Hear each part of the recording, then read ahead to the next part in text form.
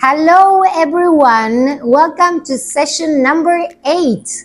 Today we are going to talk about exercise and longevity, moving for life.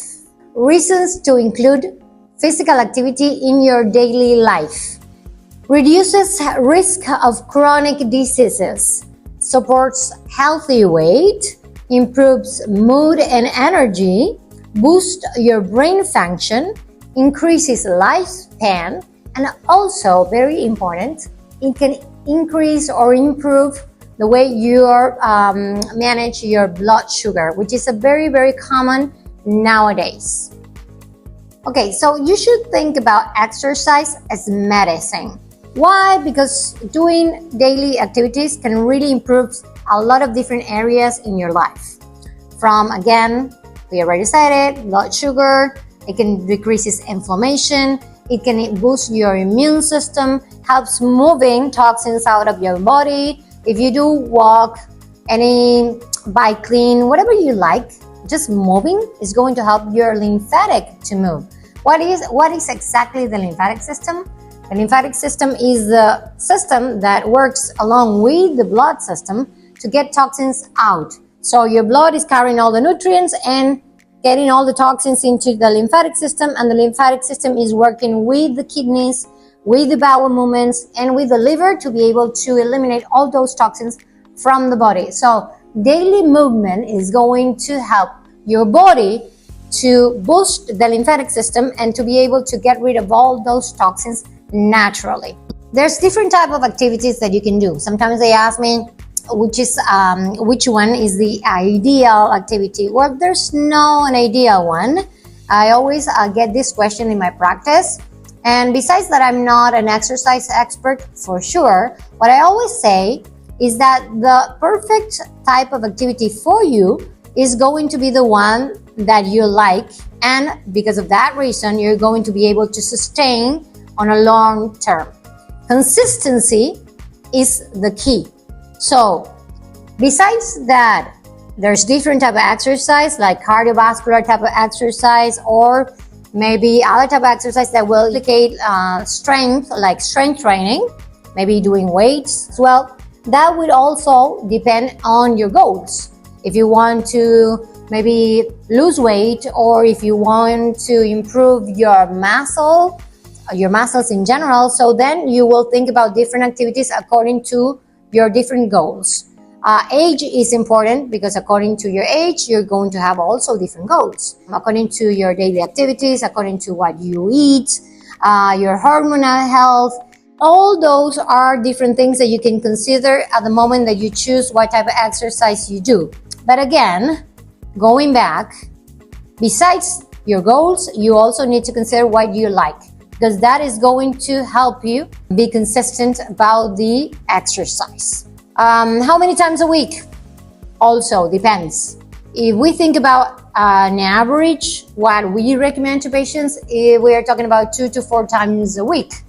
But then if you have the chance to do simple things like every day also, maybe let's say you go to the gym 2 to 3 times a week, but you can complement maybe going to the gym with other type of activities like having a walk or going biking somewhere. Instead of using the car, you can use the bike to walk somewhere. You can go swimming if you live by the ocean, or if you have a pool in your house.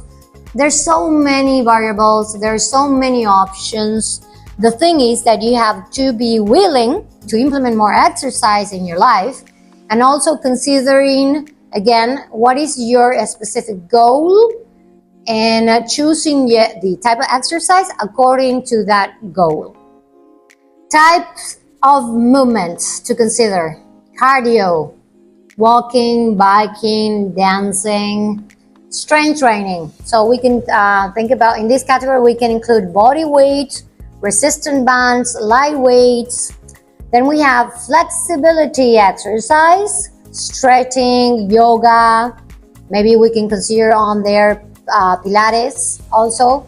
And also another type of exercise that is in the balance category. That would be Tai Chi, balance skills. All those type of exercise Could be different types that you can include if you want to start moving. Something that we need to consider in this session is that, of course, clearly I'm not an exercise expert, but if you want to include more exercise or you want to start doing exercise because it's the first time you're going to start doing an activity because you're not used to go to the gym or you haven't done any sport before this session, you need to consider as very important factors like your age, your level of movement, your skills, maybe your flexibility level as well. So many things that are very important at the moment that you start doing something because you can injure yourself. So my recommendation, if you're watching this session, is for you to seek for professional advice. Because I'm a nutritionist and I'm talking about exercise because, of course, if we are talking about a healthy lifestyle, you're going to think about doing exercise to be able to sustain that healthy lifestyle. But I'm not an expert in exercise, so you should seek for professional advice. Someone, a trainer, a friend, someone that knows about different type of exercise and can help you not only achieve your goals, but also understand what type of exercise you can do for your age, for your goals, according to your level in general. So that will be my most important advice if you're thinking about including exercise or physical activity in your life after this session. Well, why I do insist also that you need to seek for professional advice, maybe someone that can help you with your goals, because besides your specific age or your goal, or if you have any injury or any specific situation, when it comes to the information that you will find online, maybe there's different things that can be a little bit confusing. Why? Because most of the studies that are done, that were done on exercise, were done on men. Men and women are completely different. And I know that most of the public that we do have for these sessions are women. So it's important to consider that we do have different requirements than men does. So for example, if we think about how much protein you need to consume, if we think about the eating window after the exercise routine, at what time of the day to perform your physical activity, all those things can change depending if you're men or women. So let's talk about a little bit on women, considering that probably most of the people listening here could be women. Starting with, in the mornings when you wake up, to be able to, if you're just waking up and going straight to do exercise without eating anything, well, there you have the first mistake. Why? Because women are very, very sensitive to cortisol release on the mornings. What is cortisol? Cortisol is this hormone that we secrete a few times a day. It's related with energy, comes from our adrenal glands, and is the stress hormone, right? It's considered the stress hormone, but at the same time is a hormone that releases a lot of energy for the body during the day. So when we wake up in the morning, women in particular, we release cortisol. So this cortisol is giving us energy, but at the same time is sending a signal to the body that we are starting to be stressed or we are in a fight or flight mode. So imagine waking up, having this signal, and at the same time going straight to do exercise without having anything to eat before that. So that can really make the body feel really stressed. So what we're going to do is not to have a proper meal. So we are not going to have a full meal, but we are going to think about doing some protein and some carbohydrates to make the body understand that there's some fuel on board. That is going to be a game changer. Why? Because if you're going to the gym straight after waking up, or you're having coffee in empty stomach, and you're not getting the results that you want, probably it's because you're doing things wrong. And this has a lot to be with that. So consider from now on, first of all, not doing any coffee in empty stomach, and trying to have something before going to exercise. When we say something, please, can you give me a little bit more information? Yes, we are talking about around 15 grams of protein and maybe around 20 grams of carbohydrate in average. So where do we, simple things where we can find that amount of protein and carbohydrates? A cup of Greek yogurt with some berries, maybe a fruit and some nuts, maybe a protein shake with water and some fruit on it as well. Depending on your possibilities, you can think about different options. But more or less, we're talking about that amount of protein and that amount of carbohydrate. That will be a really game changer for you. Another thing, if you're a woman and you're seeing this and you're listening to me, think about this as well. The eating window is different for women, for men. So once you finish exercising, despite whatever you're going to read somewhere in Google or wherever you research, you will find information about that is not important how much, when you do the protein, as long as you do the amount of protein you need in a day. But this do not apply for women. For women, it's really important to respect the eating window after exercise. And this is 45 to 60 minute window after doing exercise to really get your protein. So what about the protein that we need to consume after exercise? Well, that can change also depending your age, depending your goals. If you are watching this and you are 40 plus, 50 plus, one of the most important things that you are going to probably know from today is that after aging, when we start our early 40s or our early 50s, we start having something that is called protein synthesis resistance. Have you heard about insulin resistance? Well, it's something very similar.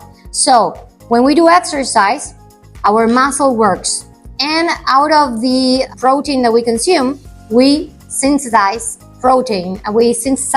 muscle. But what happens as we age? Maybe when we were in our 30s and 20s, we needed 20 grams of protein to be able to trigger that mTOR pathway for protein synthesis. But as we age, we need much more. So what you needed maybe on your 20s or your 30s was 20 grams, and now that you are in your plus 40s or plus 50s, you need exactly double that amount. So right now, you need to start thinking about doing around 40 grams of protein after your exercise to really boost protein synthesis and muscle build up. Okay, so as a conclusion, what we need to understand is that we can do a weekly movement plan, and that will include different things that will be important to consider. First of all, you need to choose the preferred type of movement, and again, that will kind of goes a little bit along what we talked all about the session. It will be, you will choose that activity according to your possibilities, according to the amount of time do you have, if you have an elation or not, if you're used to do exercise or not. Consistency is the key when it comes to exercise. So whatever you're going to choose is something probably besides the goal, also try to choose something that you like to do, because that will help you to be more consistent in a long term, right? Something important, considering that we were talking about women before, and women have something very important, a very important factor to consider that maybe men do not, and it's the cortisol levels, the adrenal health. When we talk about adrenals, we know that women in particular are very sensitive to different stress triggers.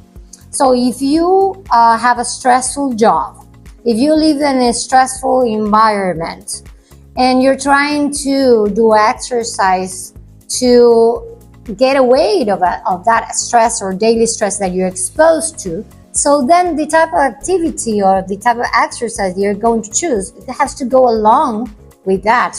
You need to think about doing something that will calm your nervous system instead of trigger your nervous system. For example, let's say that you are as we are saying, a stressful, you live in a stressful environment because of your job, your family, whatever. And then when you choose your exercise, you're going to do CrossFit or maybe boot camp exercise. That will not be the perfect exercise for you if we think about trying to keep your nervous system balanced. So in that case, you should choose something like swimming, dancing, Pilates, yoga, stretching, anything like that.